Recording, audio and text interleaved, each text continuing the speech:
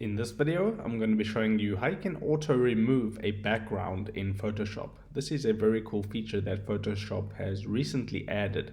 So for an example, if I open up an image real quick, okay, you can see this Instagram logo right here. If I want to remove this white background, and so I just have the Instagram logo, I can do that by hitting this remove background button right here.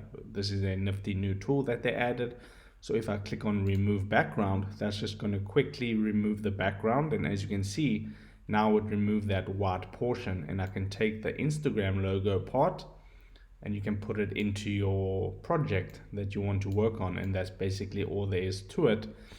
So you don't have to use the select tool and remove the background yourself. You can simply just click on that one button right here that will remove the background. It will be below the image when you import it. Okay, so if this helped you out, drop a like onto this video and I'll see you in the next one.